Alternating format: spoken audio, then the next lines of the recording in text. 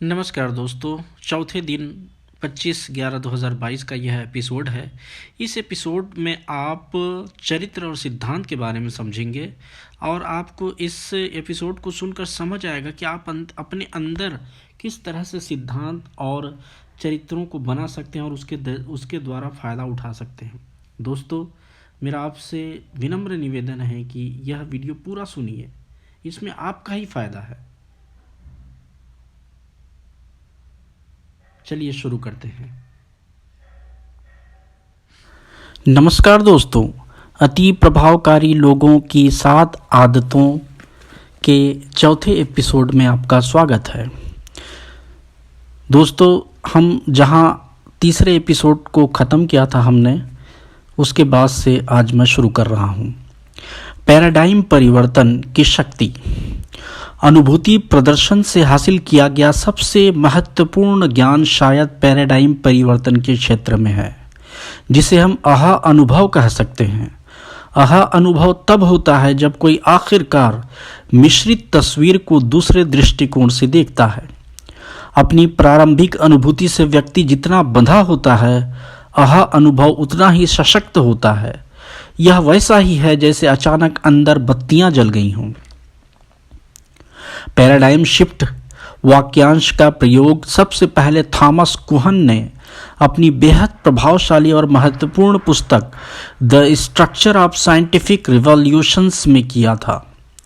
कहन बताते हैं कि वैज्ञानिक प्रयास के क्षेत्र में लगभग हर महत्वपूर्ण सफलता परंपरा तोड़ने, सोचने के पुराने तरीकों से मुक्त होने और पुराने पैराडाइम्स में परिवर्तन करने से हासिल हुई है। मिस्र के महान खगोल शास्त्री टोलेमी के अनुसार पृथ्वी ब्रह्मांड का केंद्र थी, परंतु कोपरनिकस ने सूर्य को केंद्र में रखकर पैराडाइम में परिवर्तन किया। हालांकि इस वजह से उन्हें काफी विरोध और कष्ट झेलना पड़ा। अचानक हर चीज की व्याख्या बदल गई। न्यूटन का भौतिक शास्त्रीय मॉडल यांत्रिक पैराडाइम था और यह अब भी आधुनिक इंजीनियरिंग का आधार है, परंतु यह आंशिक और अपूर्ण था। आइंस्टीन की सापेक्षता के पैराडाइम ने वैज्ञानिक जगत की काया पलट कर रख दी, क्योंकि इसका अधिक भविष्य सूचक और व्याख्यात्मक महत्व था। जब तक जीवाणु सिद्धांत नहीं खोजा गया था, तब तक प्रसव के दौरान बहुत सी महिलाओं तथा शिशुओं की मृत्यु हो जाती थी और किसी को भी इसका कारण समझ में नहीं आता था। युद्ध में गोलियों से जितने सैनिक मरते थे, उनसे ज्यादा सैनिक छुटपुट घावों और बीमारियों से मर जाते थे। परंतु जीवाणु सिद्धांत के विकसित होने के साथ ही एक बिल्कुल नया पैराडाइम समझने का एक बेहतर तथा सुधरा हुआ तरीका संभव हुआ और इसकी वजह से चिकित्सा के क्षेत्र में महत्वपूर्ण व जबरदस्त सुधार हुआ। आज का अमेरिका भी पैराडाइम परिवर्तन का ही परिणाम है। सदियों तक शासन के बारे में राजशाही तथा सम्राट के दैवीय अधिकार की पारंपरिक अवधारणा प्रचलित थी। तभी एक अलग पैराडाइम विकसित हुआ, जनता के द्वारा और जनता के लिए शासन। इस तरह एक संवैधानिक लोकतंत्र का जन्म हुआ, जिससे अत्यधिक मानवीय ऊर्जा और योग्यता उत्पन्न हुई तथा जीवन स्तर, स्वतंत्रता, प्रभाव और आशा के एक ऐसे स्तर की रचना हुई जिसकी मिसाल दुनिया के इतिहास में नहीं मिलती। सभी पैराडाइम परिवर्तन सकारात्मक दिशा में नहीं होते। जैसा हमने देखा है, जब पैराडाइम चरित्र आधारित नीतिशास्त्र से बदलकर व्यक्तित्व आधारित नीतिशास्त्र हो गया, तो इसने हमें उन जड़ों से ही दूर कर दिया जो सच्ची सफलता और सुख को पोषण देती है। परंतु चाहे पैराडाइम परिवर्तन सकारात्मक दिशा में हो या नकारात्मक दिशा में, चाहे ये तत्काल हो या लंबे समय में, ये हमें दुनिया को देखने के एक दृष्टिकोण से दूसरे दृष्टिकोण की ओर ले जाते हैं और इन परिवर्तनों का सशक्त प्रभाव पड़ता है।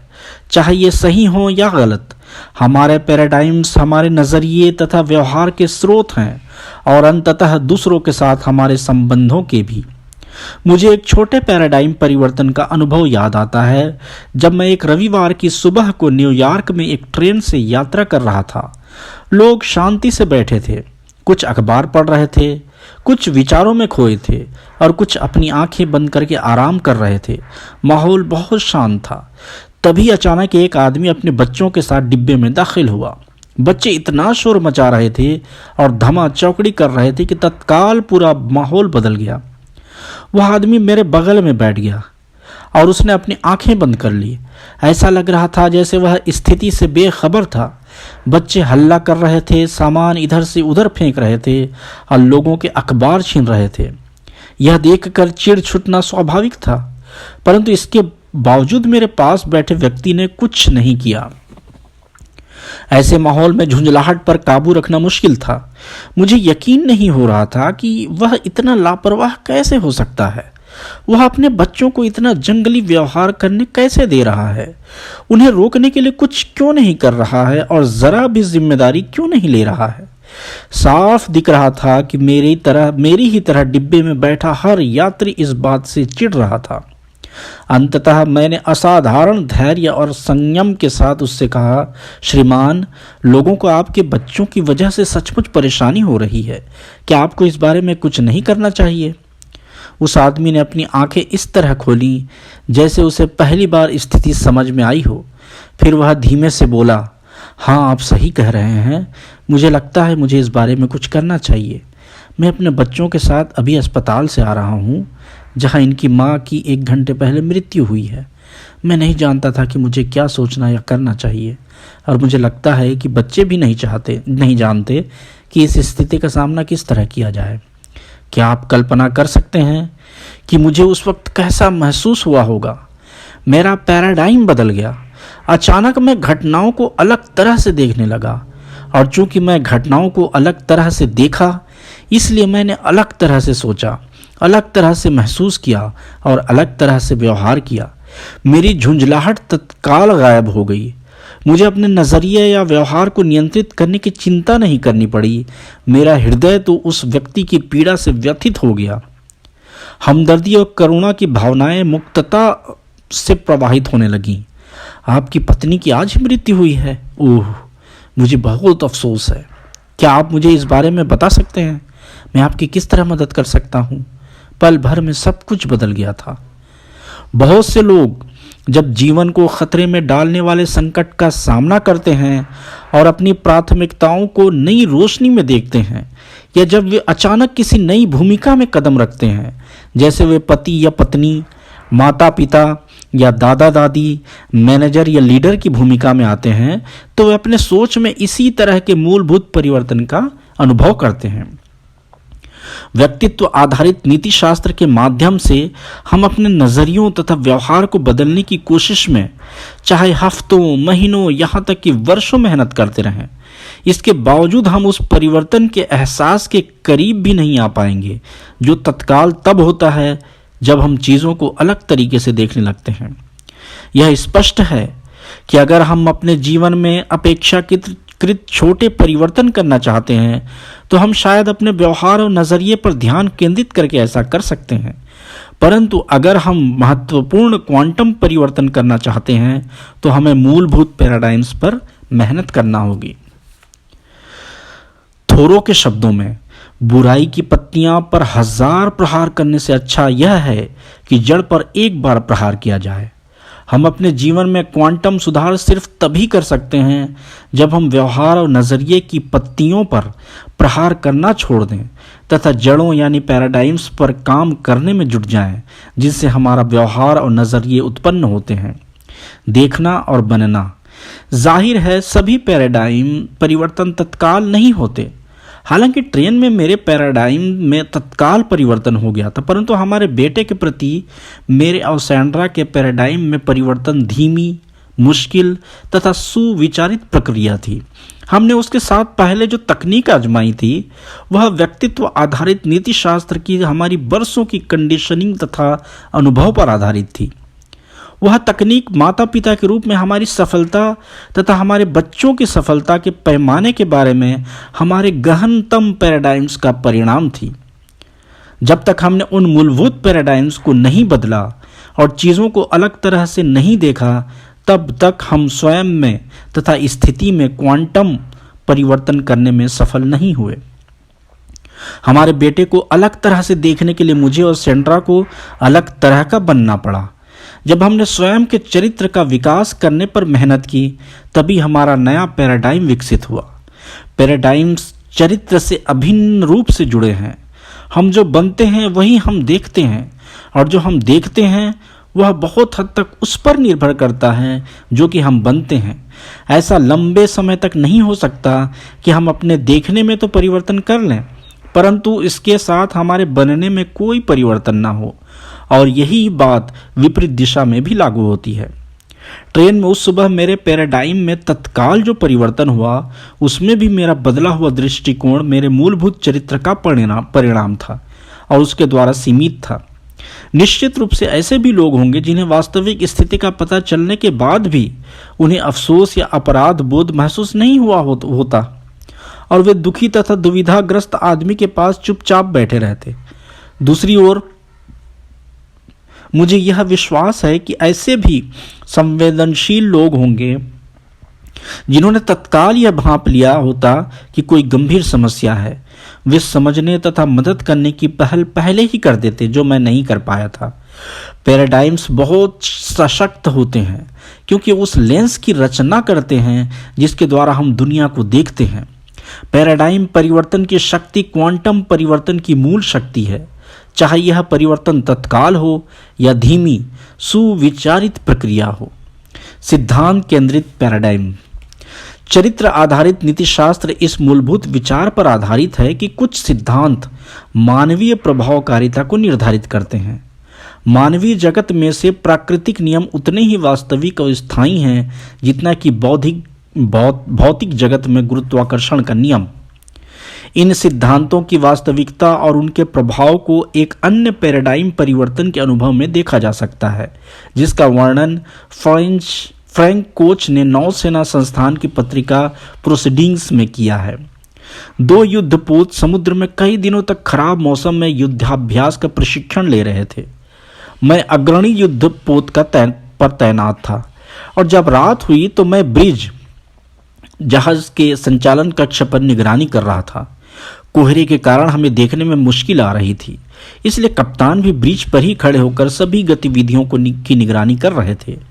अंधेरा होने के कुछ ही समय बाद निगरानी कर रहे एक पहरेदार ने आकर कहा, जहाज के अगले हिस्से के सामने रोशनी दिख रही है। कप्तान ने पूछा, रोशनी स्थिर है या हिल रही है? पहरेदार ने जवाब दिया, स्थिर है कप्तान। इसका मतलब यह था कि हम सामने खड़े किसी जहाज से टकराने वाले थे। कप्तान ने सिग्नल मैन को बुलाकर आदेश दिया, उस जहाज को यह संकेत भेज दो, हम दोनों की टक्कर होने वाली है। आपको सलाह दी जाती है कि आप अपनी दिशा में 20 अंश का परिवर्तन कर लें। दूसरी तरफ से संदेश आपको सलाह दी जाती है कि आप अपनी दिशा में 20 अंश का परिवर्तन कर लें। कप्तान बोला, यह संदेश भेजो, मैं कप्तान हूं, अपनी दिशा 20 अंश बदल लो। जवाब आया, मैं दूसरे दर्जे का जहाजी हूं, बेहतर होगा कि आप अपनी दिशा 20 अंश बदल लें। अब कप्तान भन्ना गया। उसने चीखते हुए कहा, यह संदेश भेजो, मैं युद्धपोत हूं, अपनी दिशा 20 अंश बदलो। चमकती हुई रोशनी से हमारे पास यह संदेश आया, मैं लाइट हाउस हूं, हमने अपनी दिशा बदल दी। कप्तान और इस वर्णन को पढ़ने वाले हम सभी के पैराडाइम में हुआ परिवर्तन स्थिति को एक बिल्कुल ही अलग रोशनी में ले जाता है। हम वह वास्तविकता देख सकते हैं जो उसकी सीमित अनुभूति से अधिक विराट थी। एक ऐसी वास्तविकता जिसे समझना हमारे दैनिक जीवन में उतना ही महत्वपूर्ण है जितना कि यह कोहरे में फंसे कप्तान के लिए था। सिद्धांत लाइट हाउस की तरह होते हैं। वे ऐसे प्राकृतिक नियम हैं जिन्हें तोड़ा नहीं जा सकता, जैसा सेसिल बी डेमिल अपनी एक ऐतिहासिक फिल्म द 10 कमांडेंट्स में शामिल सिद्धांतों के बारे में कहते हैं। नियम तोड़ना हमारे लिए संभव नहीं है, हम नियमों से टकरा कर सिर्फ खुद को तोड़ सकते हैं। हालांकि लोग अपने अनुभव और कंडीशनिंग से बनने वाले पैराडाइम्स या नक्शों के संदर्भ में अपने जीवन तथा व्यवहार को देख सकते हैं, परंतु ध्यान रहे ये नक्शे क्षेत्र नहीं है, ये तो व्यक्तिपरक दृष्टिकोण पर आधारित वास्तविकता है और क्षेत्र का वर्णन करने के लिए सिर्फ प्रयास हैं। वस्तुपरक वास्तविकता या क्षेत्र लाइट हाउस जैसे सिद्धांतों से बने हैं जो मानवीय विकास और सुख को निर्धारित करते हैं। ये प्राकृतिक नियम प्राचीन काल से हर सभ्य समाज के ताने बाने में बुने हुए हैं और इनमें हर उस परिवार तथा संस्था की जड़ें हैं जो स्थायी बनी रहीं और समृद्ध हुईं। हमारे मानसिक नक्शे क्षेत्र का वर्णन कितनी सटीकता से करते हैं, इससे क्षेत्र के अस्तित्व पर कोई फर्क नहीं पड़ता है। इन सिद्धांतों या प्राकृतिक नियमों की वास्तविकता हर उस व्यक्ति के सामने स्पष्ट हो जाती है जो गहराई से सोचता है तथा सामाजिक इतिहास के चक्रों का निरीक्षण करता है। ये सिद्धांत बार बार सतह पर आते हैं।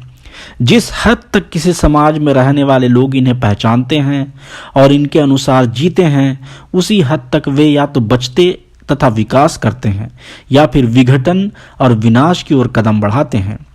जिन सिद्धांतों की ओर मैं इशारा कर रहा हूं वे गूढ़, रहस्यमयी तथा धार्मिक विचार नहीं है। इस पुस्तक में ऐसा एक भी सिद्धांत नहीं है जो सिर्फ एक धर्म में पाया जाता हो, जिसमें मेरा धर्म भी शामिल है। ये सिद्धांत तो हर प्रमुख धर्म, स्थायी सामाजिक दर्शन तथा नैतिक व्यवस्था का हिस्सा हैं। ये सिद्धांत अपने आप में स्पष्ट हैं और इन्हें किसी भी व्यक्ति द्वारा आसानी से साबित किया जा सकता है। ऐसा लगता है जैसे ये सिद्धांत या प्राकृतिक नियम मानवीय स्थिति, मानवीय चेतना तथा मानवीय अंतरात्मा का हिस्सा हों। ये समस्त इंसानों में विद्यमान होते हैं, चाहे उनकी सामाजिक कंडीशनिंग कैसी भी हो या चाहे वे उनके प्रति निष्ठावान हों या ना हों। अलबत्ता यह हो सकता है कि कंडीशनिंग या निष्ठाहीनता की वजह से ये सिद्धांत गहराई में दफन हो या कुंद हो। उदाहरण के लिए मैं निष्पक्षता के सिद्धांत की ओर इशारा करना चाहूँगा, जिससे समानता तथा न्याय की हमारी पूरी अवधारणा विकसित हुई है। छोटे बच्चों में निष्पक्षता का सहज आंतरिक एहसास होता है, भले ही उनकी कंडीशनिंग के अनुभव इसके विपरीत ही क्यों ना हो। इस बारे में बहुत मतभेद हो सकते हैं कि निष्पक्षता को किस प्रकार परिभाषित किया जाए और उसे कैसे हासिल किया जाए, परंतु इस विचार को शाश्वत रूप से लगभग सभी लोग जानते हैं। अन्य उदाहरणों में ईमानदारी तथा अखंडता शामिल हैं। वे विश्वास की ऐसी नींव तैयार करती हैं जो सहयोग और दीर्घकालीन व्यक्तिगत व सामाजिक विकास के लिए अनिवार्य है। एक अन्य सिद्धांत मानव मात्र की गरिमा का है। अमेरिका के स्वाधीनता के घोषणा पत्र की मूलभूत अवधारणा इस जीवन मूल्य या सिद्धांत का वर्णन करती है। हम इस सत्य को स्वयं सिद्ध मानते हैं कि सभी इंसानों को उनके रचयिता ने समान बनाया है और उन्हें कुछ ऐसे अधिकार दिए हैं जिनका हनन नहीं होना चाहिए, जिनमें जीवन, स्वतंत्रता तथा सुख पाने का अधिकार शामिल है। एक अन्य सिद्धांत सेवा या योगदान देने का विचार है। इसके अलावा एक सिद्धांत गुणवत्ता या उत्कृष्टता का है। एक सिद्धांत क्षमता का है। इसके अनुसार हम सभी में अविकसित क्षमताएं होती हैं और हम विकास कर सकते हैं, अपनी क्षमता बढ़ा सकते हैं तथा नई योग्यताएं सीख सकते हैं। विकास का सिद्धांत क्षमता से गहराई से जुड़ा हुआ है। क्षमता को सामने लाने और गुणों को विकसित करने की ऐसी प्रक्रिया जिसमें धैर्य, पोषण तथा प्रोत्साहन जैसे सिद्धांतों की आवश्यकता होती है। सिद्धांत व्यवहार नहीं है। व्यवहार एक विशिष्ट गतिविधि या कार्य है। जो व्यवहार एक परिस्थिति में सफल होता है, जरूरी नहीं कि वह दूसरी परिस्थिति में भी उतना ही सफल हो। इसकी सच्चाई वे माता पिता प्रमाणित कर देंगे जिन्होंने अपने दूसरे बच्चे को भी उसी तरीके से पालने की कोशिश की थी जिस तरह उन्होंने अपने पहले बच्चे को पाला था। व्यवहार स्थिति के मान से विशिष्ट होता है, जबकि सिद्धांत गहरे तथा मूलभूत सत्य हैं जो शाश्वत रूप से लागू होते हैं। ये सभी व्यक्तियों, विवाहों, परिवारों, निजी तथा सार्वजनिक संगठनों आदि हर क्षेत्र में लागू होते हैं। जब ये सत्य भीतर जाकर आदतों में बदल जाते हैं तो इनसे लोगों को अलग अलग स्थितियां से निपटने के लिए अलग अलग तरह का व्यवहार करने की शक्ति मिलती है। सिद्धांत जीवन मूल्य नहीं है। चोरों के किसी गिरोह के जीवन मूल्य हो सकते हैं, परंतु ये उन मूलभूत सिद्धांतों के विरोध में होते हैं जिनके बारे में हम बातें कर रहे हैं। सिद्धांत क्षेत्र हैं, जीवन मूल्य नक्शे हैं। जब तक सही सिद्धांतों को महत्व देते हैं तो हमारा सत्य से साक्षात्कार होता है, यानी हम चीज़ों को उसी रूप में देख पाते हैं जैसी वे हैं। सिद्धांत मानवीय व्यवहार के मार्गदर्शक हैं, जिनका स्थायी महत्व साबित हो चुका है। वे मूलभूत हैं, वे अनिवार्य रूप से स्वयं सिद्ध हैं, इसलिए उन पर बहस नहीं हो सकती। इन सिद्धांतों की स्वयं सिद्ध प्रकृति को जल्दी से समझने का एक तरीका यह है कि हम उनके विपरीत जीवन मूल्यों के आधार पर प्रभावकारी जीवन जीने की मूर्खता पूर्ण कोशिश पर विचार करें। मुझे नहीं लगता कि कोई भी व्यक्ति पक्षपात, छल, नीचता, अयोग्यता, निष्कृष्टता या चरित्रहीनता को स्थायी सुख और सफलता की ठोस नींव मानने के बारे में गंभीरता से विचार कर सकता है। हालांकि इस बारे में बहस हो सकती है कि इन सिद्धांतों को किस तरीके से परिभाषित, अभिव्यक्त या हासिल किया जाए, परंतु इनके अस्तित्व के बारे में एक सार्वभौमिक आंतरिक चेतना और जागरूकता नजर आती है। हमारे नक्शे या पैराडाइम इन सिद्धांतों तथा प्राकृतिक नियमों से जितने करीबी रूप से जुड़े होंगे, वे उतने ही अधिक सटीक और उपयोगी साबित होंगे। सही नक्शे हमारी व्यक्तिगत या सामाजिक प्रभावकारिता को निश्चित रूप से बहुत अधिक प्रभावित करते हैं, जबकि सिर्फ व्यवहार और नज़रिए को बदलने की कोशिशों से हमें उतनी सफलता नहीं मिलेगी। दोस्तों, अंदर से बाहर की ओर यानी इनसाइड आउट का ये तीसरा हिस्सा था। इसका चौथा हिस्सा कल आप लोग सुनेंगे।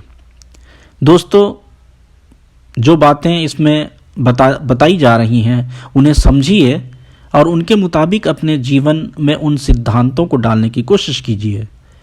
एक अलग एपिसोड में अगर आप कहें तो लाऊंगा और इनको सरल भाषा में, सरल तरीके से, देसी अंदाज में आपको समझाने की कोशिश करूंगा। लेकिन उससे पहले हम इस पूरी किताब को पढ़ लेते हैं। जय हिंद, नमस्कार।